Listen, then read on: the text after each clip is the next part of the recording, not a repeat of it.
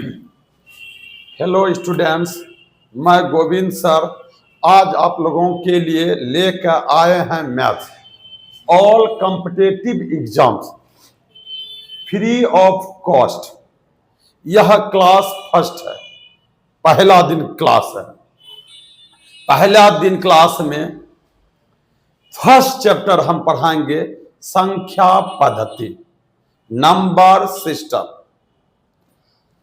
चलिए आज जो स्टार्ट करेंगे संख्या पद्धति, फर्स्ट चैप्टर, क्लास फर्स्ट है। आज से जो है मैथ हम पढ़ाना स्टार्ट करते हैं। जो बच्चे मैथ में कमजोर है, जिस बच्चे को मैथ में कुछ नहीं आता, उस बच्चे के लिए मैथ जो है जीरो से पढ़ाएंगे, जीरो से पढ़ाएंगे, जीरो से हीरो बनाएंगे। यह मेरा चैलेंज है। आज बहुत सा बच्चा यह कह रहा था कि सर मैथ हमको समझ में नहीं आता है, सर जीके जीएस तो हम पढ़ ही लेते हैं, मैथ ही समझ में नहीं आता है। उस बच्चे के लिए विशेषकर आज से स्टार्ट किए हैं ऑल कॉम्पिटिटिव एग्जाम, चाहे वो कोई भी एग्जाम देते हैं, सबके लिए है, फ्री ऑफ कॉस्ट है, फ्री ऑफ कॉस्ट, कोई पैसा नहीं। सुनिए, और क्लास पहला दिन क्लास है। पहले दिन क्लास में हम स्टार्ट करते हैं संख्या पद्धति। फर्स्ट चैप्टर है संख्या पद्धति, नंबर सिस्टम। तो संख्या पद्धति नाम से ही संख्या है, तो हम समझ लेते हैं। पहले हम संख्या के बारे में जानेंगे। कम से कम आप 11 संख्या के बारे में जानिए, कम से कम 11 संख्या। अब कहिए कि सर 11 संख्या कौन कौन सर, तो ध्यान दीजिएगा। पहला आप प्राकृत संख्या जानिए, दूसरा पूर्ण संख्या जानिए, तीसरा पूर्णांक संख्या जानिए, चौथा परिमेय संख्या जानिए, पांचवा अपरिमेय संख्या जानिए, छठा वास्तविक संख्या जानिए, वास्तविक संख्या। सातवां हम बताएंगे सम संख्या, आठवां बताएंगे विषम संख्या, नौवां बताएंगे भाज्य संख्या, और 10वां बताएंगे अभाज्य संख्या, और 11वां बताएंगे सह अभाज्य संख्या। सुन लीजिए बाबू, संख्या पद्धति पढ़ा रहे हैं। संख्या पद्धति चैप्टर का नाम है। अगर आप संख्या पद्धति चैप्टर पढ़ रहे हैं तो इतना संख्या के बारे में आप लोगों को जानना जरूरी है। प्राकृत संख्या, पूर्ण संख्या, पूर्णांक संख्या, परिमेय संख्या, अपरिमेय संख्या, वास्तविक संख्या, सम संख्या, विषम संख्या, भाज्य संख्या, अभाज्य संख्या, सहअभाज्य संख्या। यह सब संख्या तो सभी स्टूडेंट, प्रत्येक स्टूडेंट के लिए जानना जरूरी है। चलिए अब स्टार्ट करते हैं प्राकृत संख्या से। स्टार्ट कहां से करते हैं बाबू? प्राकृत संख्या से। पहला हम लिखते हैं प्राकृत संख्या, जिसको इंग्लिश में नेचुरल नंबर कहते हैं। प्राकृत संख्या। अगर कोई पूछे कि प्राकृत संख्या किसे कहते हैं तो आप बताइएगा कि गिनती की संख्या को प्राकृत संख्या कहते हैं। प्राकृत संख्या किसको कहते हैं? गिनती की संख्या को, गिनती की संख्या को प्राकृत संख्या कहते हैं। प्राकृत संख्या किसको कहते हैं? गिनती की संख्या को प्राकृत संख्या कहते हैं। जैसे 1 2 3 4 अनंत तक जाता है। गिनती खत्म होने वाला नहीं है। इससे अगर क्वेश्चन पूछा जाता है कि सबसे छोटी प्राकृत संख्या कौन है, तो कौन है बाबू? एक। अगर क्वेश्चन पूछा जाएगा कि सबसे छोटी प्राकृत संख्या कौन है, तो एक। और सबसे बड़ी प्राकृत संख्या क्या आप लोग जानते हैं? तो सबसे बड़ी प्राकृत संख्या, जिसको अभी तक किसी को पता नहीं है कि सबसे बड़ी प्राकृत संख्या, अनंत तक समझिएगा। चलिए, तो पहला था संख्या में 11 गो संख्या लिखाए हैं, इसमें सबसे पहले प्राकृत संख्या लिखाए हैं, नेचुरल नंबर लिखाए हैं। अगर प्राकृत संख्या की कोई परिभाषा पूछे, प्राकृत संख्या किसे कहते हैं, समझ जाइए कि प्राकृत संख्या गिनती की संख्या को प्राकृत संख्या कहते हैं। याद हुआ बाबू? चलिए हम मिटा भी देते हैं। चलिए, प्राकृत संख्या याद हो गया होगा कि गिनती की संख्या को प्राकृत संख्या कहते हैं। प्राकृत संख्या, गिनती की संख्या को प्राकृत संख्या कहते हैं। अब चलते हैं पूर्ण संख्या। अब कहां चलते हैं? पूर्ण संख्या देखिएगा, दूसरा की परिभाषा हम समझेंगे। पूर्ण संख्या,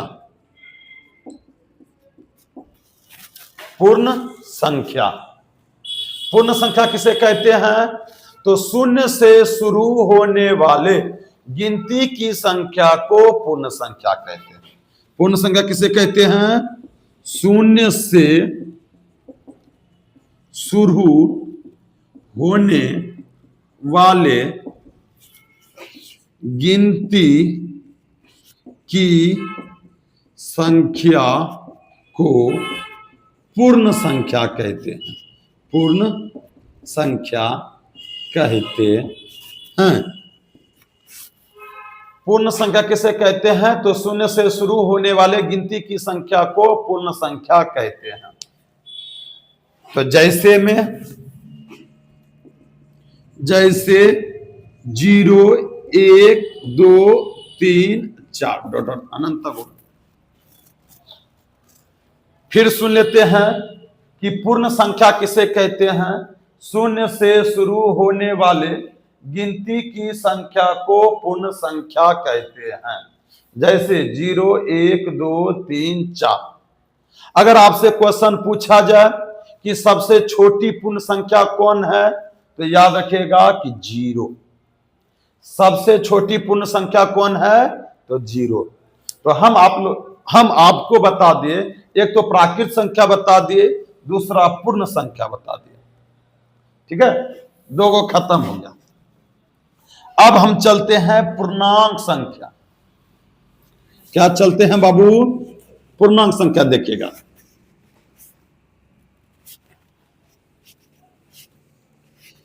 पूर्णांक संख्या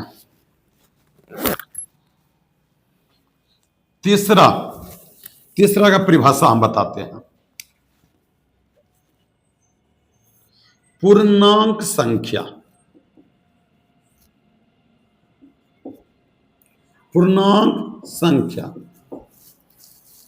तो पूर्णांक संख्या किसको कहते हैं? तो सभी पूर्ण संख्या और ऋणात्मक संख्याओं के एक सम्मिलित समूह को पूर्णांक संख्या कहते हैं। आप लिखिएगा, सभी पूर्ण संख्याएं, सभी पूर्ण संख्याएं और ऋणात्मक संख्याओं के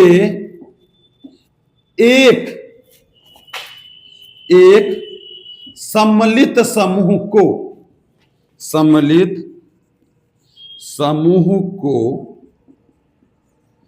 पूर्णांक संख्या कहते हैं। पूर्णांक संख्या किसको कहते हैं बाबू?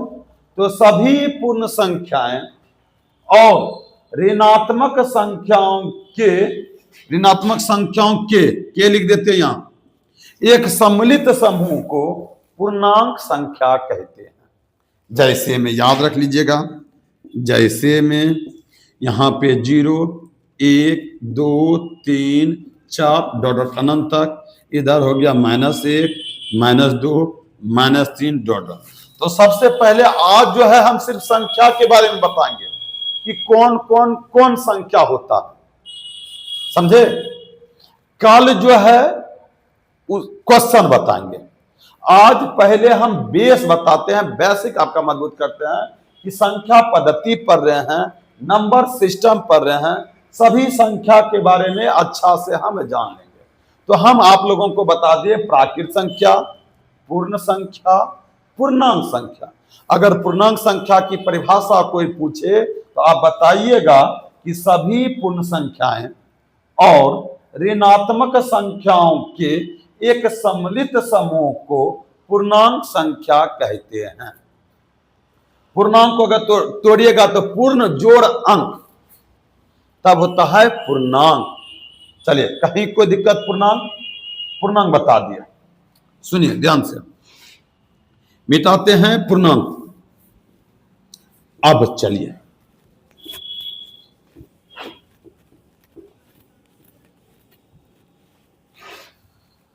अब अगला क्वेश्चन है परिमेय संख्या। परिमेय संख्या,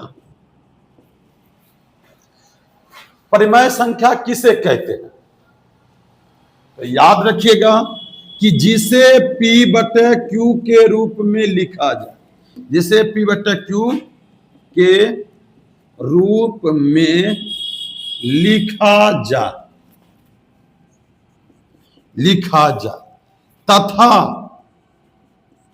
तथा Q is not equal to 0 हो, उसे परिमेय संख्या कहते हैं।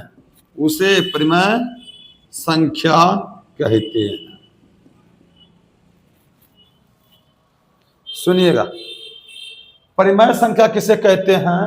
तो जिसे P/Q के रूप में लिखा जाए तथा Q is not equal to 0 हो, उसे परिमेय संख्या कहते हैं। फिर सुनिए, 2-4 बार हम बक देते हैं बाबू कि परिमेय संख्या किसे कहते हैं। तो जिसे P/Q के रूप में लिखा जाए तथा Q is not equal to 0 हो, उसे परिमेय संख्या कहते हैं। अब देखिए, हम इतना तो जान लेते हैं कि बाबू परिमेय संख्या दुनिया कोई भी संख्या होता है तो ज्यादातर परिमेय संख्या होता है। कहिए क्या? आपसे क्वेश्चन पूछा जाए क्या 3 परिमेय संख्या है? तो 3 परिमेय संख्या है। 3/2 परिमेय संख्या है? तो हाँ, 3/2 परिमेय संख्या है। सुनिएगा, क्या 4 परिमेय संख्या है? तो 4 भी परिमेय संख्या है। अब कहिए कि परिमेय संख्या कौन नहीं है? तो रे बाबू, तो कौन नहीं है? दुनिया कोई भी संख्या होता है वो परिमेय संख्या होता है। बस 2-4 संख्या को छोड़ के जो है, 2-4 संख्या को छोड़कर बाकी सभी संख्या परिमेय संख्या होता है। तो अब 2-4 संख्या में कौन कौन संख्या होता है? एक तो पाई और परिमेय संख्या। याद रखिएगा, कौन हम बता रहे हैं कौन परिमेय नहीं होता है। एक तो पाई जो है वो परिमेय नहीं होता, तो पाई है अपरिमेय। याद रखिएगा, पाई का मान जो है 22/7 जो होता है ये परिमेय होता है। सुन लीजिएगा बाबू, इसको कहते हैं पाई। अगर कोई आपसे पूछे कि पाई का मान कितना होता है तो 22/7 और दूसरा मान होता है 3.14। पाई का मान होता है, तो पाई का मान जो है वो परिमेय संख्या है, लेकिन पाई क्या है? अपरिमेय संख्या। फिर सुनिए, दूसरा, जो पूर्ण वर्ग ना हो, जिसका पूरी वर्गमूल ना निकले, जैसे √3 इसका नहीं निकलता है। जैसे √4 का निकल जाता है, √4 का वर्गमूल 2 होता है। अभी आप लोग वर्गमूल नहीं पढ़े होंगे या जानते होंगे, तो √4 का वर्गमूल 2 होता है, तो ये परिमेय है। लेकिन जिसका पूरी वर्गमूल नहीं निकलता है, जैसे √3 हो गया, √5 हो गया, यह सब अपरिमेय हो गया। √5 हो गया। फिर अगर हम आपसे पूछेंगे √9, तो √9 का वर्गमूल जो है 3 निकलता, ये परिमेय हो गया। लेकिन √5 का वर्गमूल नहीं निकलता है, यह अपरिमेय हो गया, यह अपरिमेय हो गया, √7 अपरिमेय हो गया। सुनिए, एक तो पा, एक यह। अब तीसरा होता है जो बाबू 3.12112 मतलब कि जो ना कटे और ना रिपीट, मतलब कि जो ना कटे और ना रिपीट हो, यह भी अपरिमेय होता है। डॉट डॉट अनंत तक होगा, यह अपरिमेय हो जाता है, यह परिमेय नहीं होता। चौथा, यह सब टोटल तो वास्तविक संख्या ही है। चौथा क्या होता है, जिस रूट अंडर अगर -2 हो जाए या रूट अंडर -4 भी हो जाए, तो यह काल्पनिक संख्या है। यह क्या है बाबू? काल्पनिक संख्या है। इसको हम 4 आयोटा या 2 आयोटा लिख सकते हैं। तो चलिए ध्यान से सुनिएगा, रूट अंडर -3 लिखा जाए तो हम इसको इस प्रकार से लिख सकते हैं 3 और इसको आयोटा लिख देते हैं। आयोटा, इसका नाम है आयोटा। अगर 3 यहां पे अगर लिख दिया रूट अंडर 3, ये हो गया आयोटा। आई को हम आयोटा कहते हैं, आई को हम क्या कहते हैं? आयोटा। सुन लेते हैं, इतना को छोड़कर बाकी सब परिमेय संख्या है। दुनिया कोई भी संख्या, पाई सिर्फ अपरिमेय है, ये परिमेय नहीं है। जिसका पूर्ण वर्गमूल ना हो, पूर्ण वर्ग ना हो, यह अपरिमेय हो। जो अशांत दशमलव प्रसार हो, वह अपरिमेय हो जाता है। और रूट अंडर में अगर निगेटिव संख्या हो, रूट अंडर में अगर निगेटिव संख्या हो, तो वह भी परिमेय नहीं होता है, यह काल्पनिक संख्या होता है। यह कैसी संख्या होता है? काल्पनिक संख्या। याद रखिएगा, अगर रूट अंडर में -3 आ जाए तो यह समझिए कि काल्पनिक संख्या है। रूट अंडर में अगर -3 आ जाए तो समझे इसको हम 3 आयोटा लिख सकते हैं, 3 आयोटा। रूट अंडर में -2 आ जाए तो इसको हम √2 आयोटा लिखते हैं। ये सब काल्पनिक संख्या है। आयोटा का मान होता है रूट अंडर -1। तो देखिए, हम आज जो है सिर्फ परिभाषा बता रहे हैं। परिभाषा क्या क्या बता है? तो प्राकृत संख्या। प्राकृत संख्या किसको कहते हैं? तो गिनती की संख्या को प्राकृत संख्या कहते हैं। दूसरा बता है पूर्ण संख्या, शून्य से शुरू होने वाले गिनती की संख्या को पूर्ण संख्या कहते हैं। तीसरा बता है पूर्णांक संख्या, सभी पूर्ण संख्या और ऋणात्मक संख्याओं के एक सम्मिलित समूह को पूर्णांक संख्या कहते हैं। चौथा बता है परिमेय संख्या, जिसे P/Q के रूप में लिखा जाए तथा Q is not equal to 0 हो, उसे परिमेय संख्या कहते हैं। पांचवा बताए थे अपरिमेय संख्या, जिसे P/Q के रूप में नहीं लिखा जाए। अच्छा, अपरिमेय संख्या पे अभी नहीं आया है, परिमेय संख्या पे आया। कहीं कोई दिक्कत? परिमेय संख्या समझ में आ गया बाबू, कि जिसे P/Q के रूप में लिखा जाए तथा Q is not equal to 0 हो, उसे परिमेय संख्या कहते हैं। यहां तक में कहीं कोई दिक्कत? चलिए अब हम चलते हैं अपरिमेय संख्या।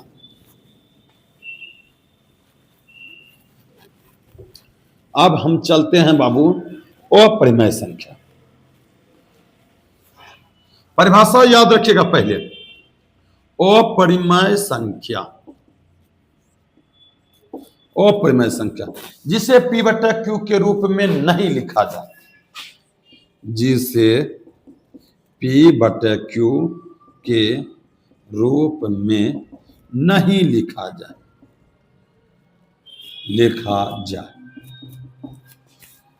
जिसे P/Q के रूप में नहीं लिखा जाए उसे अपरिमेय संख्या कहते हैं। जिसे P/Q के रूप में नहीं लिखा जाए उसे अपरिमेय संख्या कहते हैं। याद रख लीजिएगा, अपरिमेय संख्या किसे कहते हैं? तो जिसे P/Q के रूप में नहीं लिखा जाए उसे अपरिमेय संख्या कहते हैं। तो अपरिमेय संख्या याद रखिएगा, 3 को पॉइंट बताएंगे, तीनों को याद रख लीजिएगा, वही अपरिमेय संख्या होता है। तो पहला पॉइंट याद रखिएगा, पाई अपरिमेय संख्या होता है।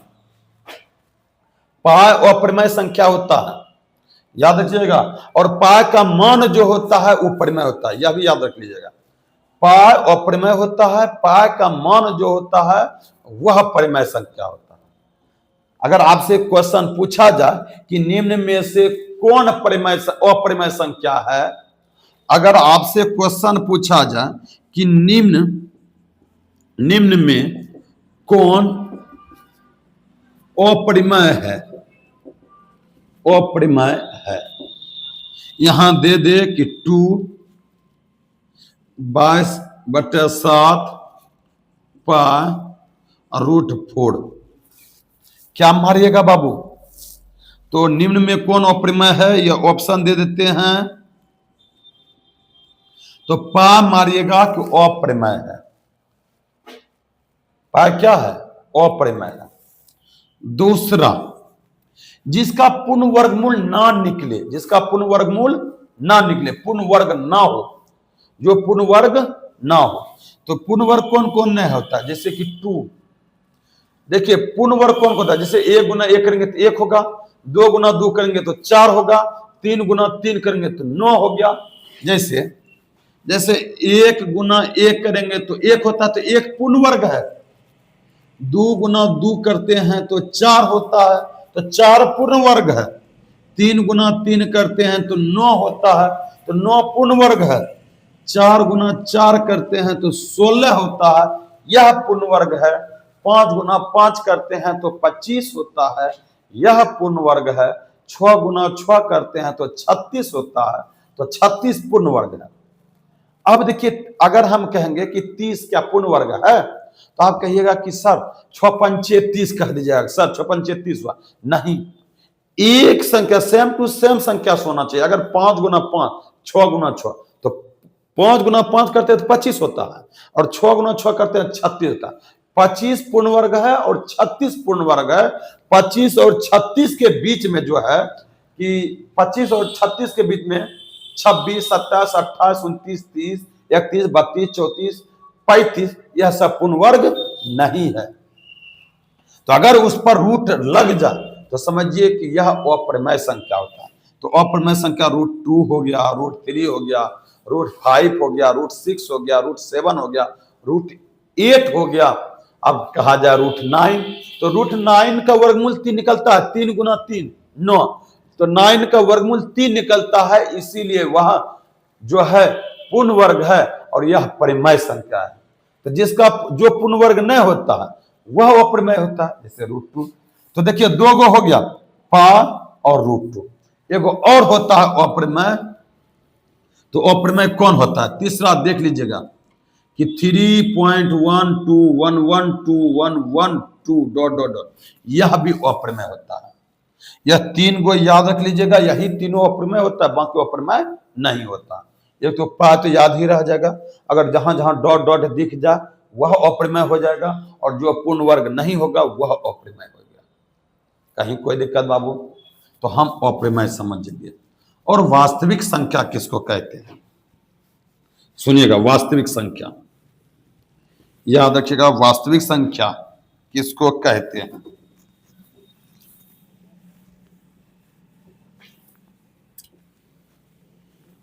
चलिए, वास्तविक संख्या किसको कहते हैं बाबू?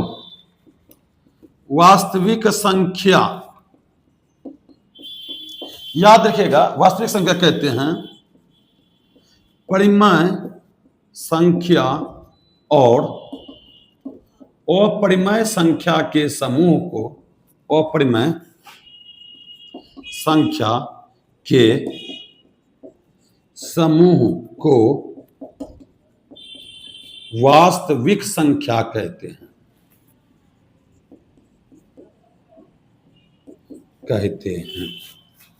अगर आपसे कोई पूछे वास्तविक संख्या किसे कहते हैं, तो बताइएगा परिमेय संख्या और अपरिमेय संख्या के समूह को वास्तविक संख्या कहते हैं।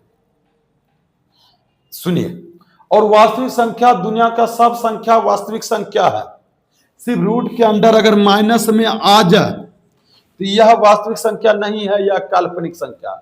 बस इतना सा याद रखिएगा, रूट के अंदर में अगर कोई माइनस में कोई संख्या आ जाए तो यह काल्पनिक संख्या है, और इसके सिवा कोई भी संख्या आता है तो वह वास्तविक संख्या है। इनके सिवा कोई भी संख्या आता है तो वह वास्तविक संख्या है। वास्तविक संख्या परिमेय संख्या और अपरिमेय संख्या के समूह को वास्तविक संख्या कहते हैं। यहां तक में कोई दिक्कत?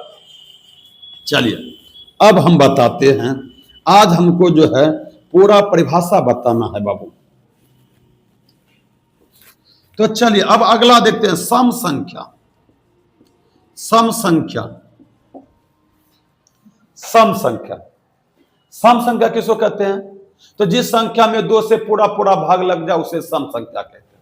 सम संख्या जिस संख्या में 2 से पूरा पूरा भाग लग जाए, जिस संख्या में 2 से पूरा पूरा भाग लग जाए उसे सम संख्या कहते हैं। सम संख्या किसको कहते हैं? तो जिस संख्या में 2 से पूरा पूरा भाग लग जाए उसे सम संख्या कहते हैं। और याद रखिएगा कि जैसे में याद रखिएगा 0 भी सम संख्या है, इसमें भी 2 से पूरा पूरा भाग लगता है। 2 कम अगर 0 से भाग देंगे तो 0 बार में कट जाएगा, ठीक है। यह भी सम संख्या है। 2, 4, 6, 8, -2 भी सम संख्या है। -4 भी, -6 भी, -8 भी, मतलब जिस संख्या में 2 से पूरा पूरा भाग लग जाए उसे सम संख्या कहते हैं। कहीं कोई दिक्कत? सम संख्या किसको कहते हैं? तो जिस संख्या में 2 से पूरा पूरा भाग लग जाए उसे सम संख्या कहते हैं। चलिए मिटा देते हैं। अब देखते हैं आगे का क्वेश्चन है विषम संख्या। वही क्वेश्चन अगर आपसे विषम संख्या पूछा जाए तो बोलिएगा कि जिस संख्या में 2 से पूरा पूरा भाग ना लगे, भाग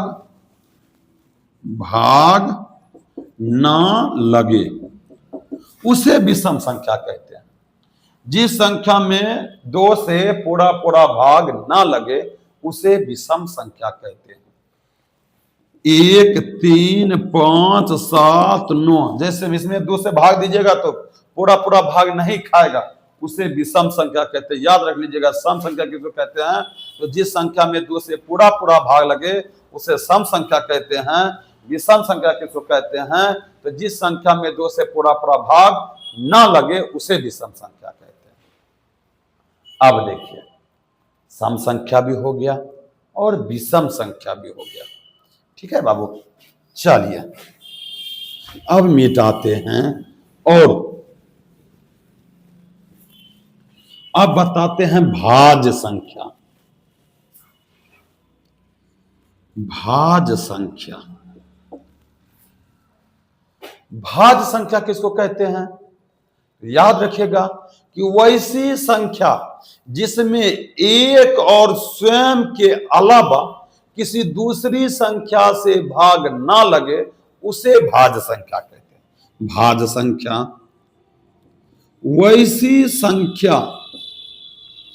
वैसी संख्या जिसमें एक और स्वयं के अलावा, एक और स्वयं के अलावा किसी दूसरी संख्या से भाग ना लगे। अच्छा सॉरी, वैसी संख्या जिसमें एक और स्वयं के अलावा किसी दूसरी संख्या से भाग लग जा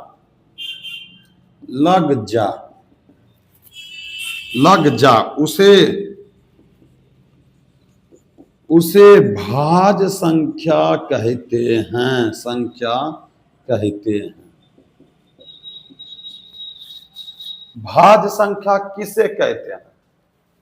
भाज्य संख्या वैसी संख्या जिसमें एक और स्वयं के अलावा किसी दूसरी संख्या से भाग लग जा उसे भाज्य संख्या कहते हैं। भाज्य संख्या किसे कहते हैं? तो फिर रिपीट कर देते हैं कि वैसी संख्या जिसमें एक और स्वयं के अलावा किसी दूसरी संख्या से भाग लग जाए उसे भाज्य संख्या कहते हैं। आगे देखना है भाज्य संख्या जो है, अच्छा कोई भी संख्या एक से तो भाग, दुनिया का कोई भी संख्या ले लीजिए वह एक से भाग लगेगा। अगर एक से भाग 100 में देंगे, एक से भाग 100 बार में खाएगा। अगर 200 को 1 से भाग देंगे तो वह 200 बार में खाएगा। ऐसा कोई संख्या नहीं है जो कि 1 से भाग ना खाए, ठीक है। और स्वयं से अगर 100 को खुद 100 से ही भाग देंगे तो वह भी खाएगा। तो एक और स्वयं को छोड़कर अगर कहीं दूसरी संख्या से अगर भाग लग जाता है उसे भाज्य संख्या कहते हैं। तो याद रखिएगा। तो देखिए और याद रख लीजिएगा,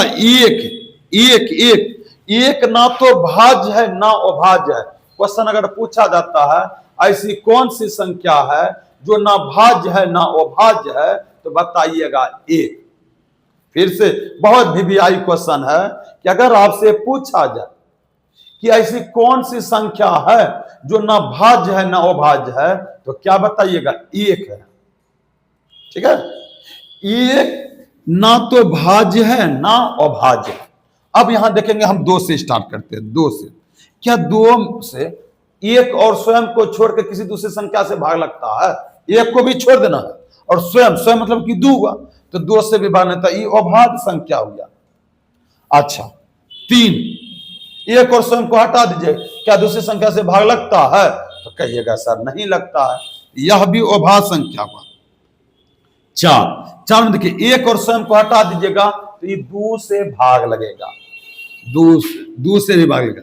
तो जैसे में भाज्य संख्या में तो 4 हो गया, फिर 5 अभाज्य संख्या हो जाता है, क्या कि एक और स्वयं को छोड़ दीजिएगा तो दूसरी संख्या से भाग नहीं लगेगा।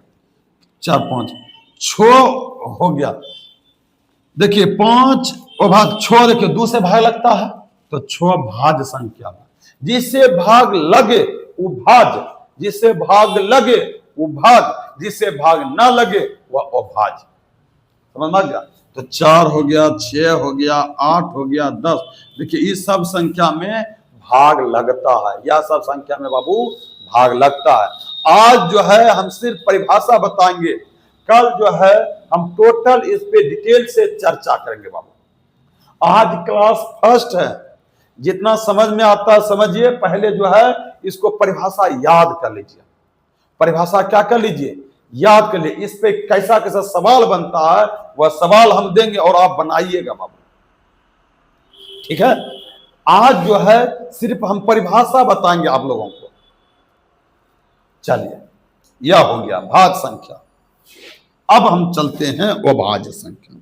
इसी को हम मिटा के अभाज्य लिख देते हैं, और अभाज्य संख्या पूछा जाए तो बताइएगा वैसी संख्या, बस सिर्फ थोड़ा सा चेंज करेंगे, आप भी नहीं मिटा के चेंज कर दीजिए और आप लोग लिखते जाइए कॉपी पे, ठीक है बाबू?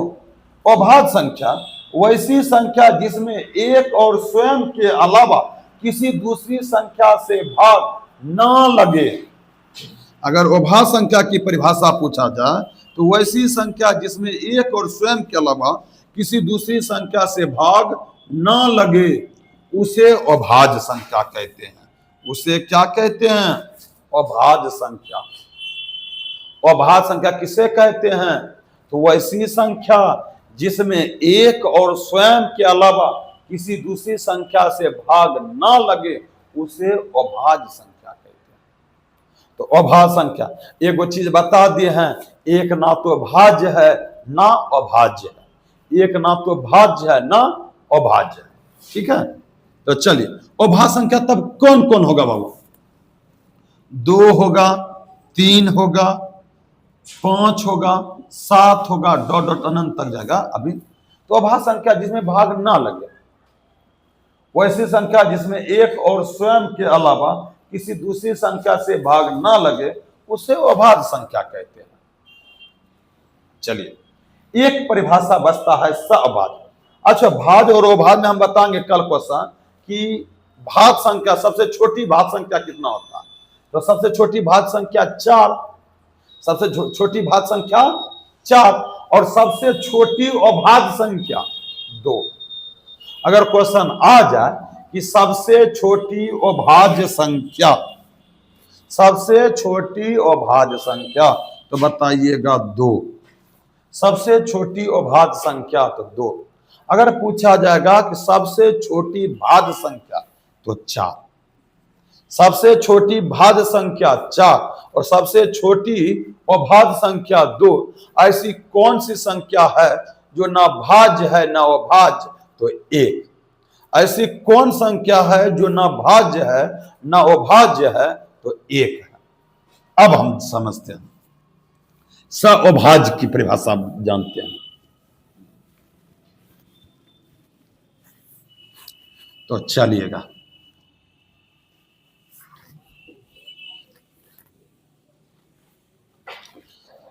सअभाज्य की परिभाषा, सअभाज्य की परिभाषा, सअभाज्य की परिभाषा क्या लिखेगा? जब दो संख्याओं का मौसा एक हो, जब दो संख्याओं का मौसा एक हो, जब दो संख्याओं का मौसा एक हो तो उसे सअभाज्य संख्या कहते हैं। सअभाज्य संख्या किसे कहते हैं? जब दो संख्याओं का मौसा एक हो तो उसे सअभाज्य संख्या कहते हैं। अब समझते हैं, जैसे में ले लीजिएगा, हम ले लेते हैं जैसे कि 3 और 5, इन दोनों का मौसा एक हो जाता है। आप इतना तो समझे कि दोनों करता नहीं है। अगर ये दोनों क्या है? सअभाज्य संख्या है। यह दोनों क्या है? सअभाज्य संख्या है। जैसे मिले, अगर आपसे कहेगा क्या 12, 16 सअभाज्य संख्या है, आप कहिएगा यह सअभाज्य संख्या नहीं है, क्योंकि इसमें 4 या 12, 4 चौक 16 दोनों का मौसा। अगर समझिए कि कोई संख्या से दोनों नहीं कटे, कटाने के लिए आप लोग जानते ही होंगे, तो यह सअभाज्य संख्या नहीं है। आप कह सकते हैं कि 7, 9 सअभाज्य संख्या। 15 और कितना ले लेते हैं? 15, 22 ले लीजिए, क्या कि यह दोनों कोई संख्या से कटता नहीं है, इसीलिए यह दोनों क्या है? सअभाज्य संख्या, सअभाज्य संख्या। ठीक है, अब देखिए, तो हम यहां तक में सबकी परिभाषा बता दिए। सुनिए, 1 से लेके 11 तक सबकी परिभाषा हम बता चुके। एक चीज हम और बताना चाहते हैं कि भाज और अभाज्य, भाज और अभाज्य के बारे में।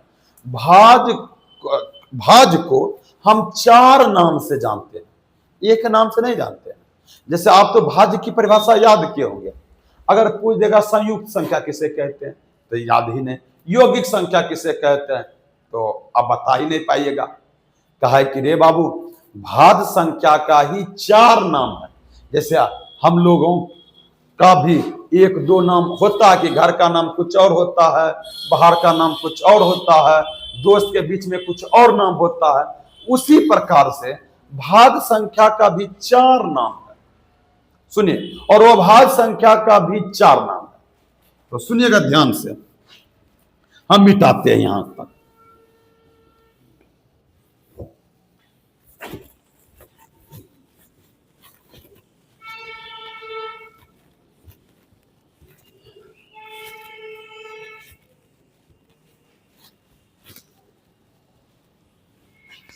हम मिटाते हैं बाबू। सबसे पहले भाज्य संख्या का चारों नाम के बारे में हम जान लेते हैं, भाज्य और अभाज्य। आपको तो हम लिखा दिए हैं भाज्य संख्या और अभाज्य संख्या। इनका भी 4 नाम होता है, इनका भी 4 नाम होता है। ठीक है, अगर आपसे भाज्य संख्या की परिभाषा पूछा जाए तो बता दीजिएगा, लेकिन अगर आपसे संयुक्त संख्या की परिभाषा पूछ लिया जाए तब कैसे आप बताइएगा? तो सुन लीजिए, ये वो ट्रिक दे दिया है चारों संख्या का नाम याद रखने के लिए। वो उस ट्रिक का नाम है गोविंदा ट्रिक। उस ट्रिक का नाम है गोविंदा ट्रिक। समझे? चारों संख्या का नाम याद रखिएगा, ट्रिक याद रखिएगा, भाई कस। क्या याद रखिएगा बाबू? भाई कस। भाज्य संख्या का 4 नाम होता है, वह चारों नाम एक ट्रिक दिए हैं, भाई कस। याद रखिएगा, भाज्य संख्या के 4 नाम होते हैं, वो चारों का ट्रिक है भाई कस। सुनिएगा, भा मतलब हो गया भाज्य संख्या, यो मतलब हो गया यौगिक संख्या,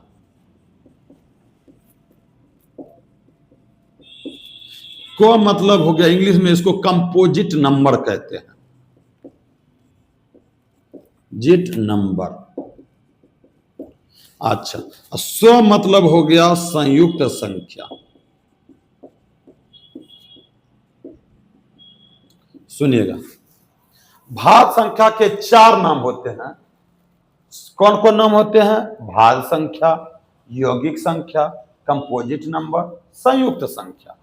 अगर भाज्य संख्या पूछा जाए तो वही परिभाषा दे दीजिएगा कि वैसी संख्या जिसमें एक और स्वयं के अलावा किसी दूसरी संख्या से भाग ना लगे, उसे भाज्य संख्या कहते हैं। अगर आपसे यौगिक संख्या भी पूछा जाए तो वही परिभाषा दीजिएगा कि वैसी संख्या जिसमें एक और स्वयं के अलावा किसी दूसरी संख्या से भाग लग जाए, सॉरी यहां भी ना लगे, हम बोल दिए थे, लग जा। यौगिक संख्या किसको कहते हैं? वैसी संख्या जिसमें एक और स्वयं के अलावा किसी दूसरी संख्या से भाग लग जा, उसे यौगिक संख्या कहते हैं। कंपोजिट नंबर भी पूछा जाए तो वही, संयुक्त संख्या भी पूछा जाए तो आप बताइएगा कि वैसी संख्या जिसमें एक और स्वयं के अलावा किसी दूसरी संख्या से भाग लग जा, उसे संयुक्त संख्या कहते हैं। अब देखिए, इसका भी ट्रिक दे दिया है पहले।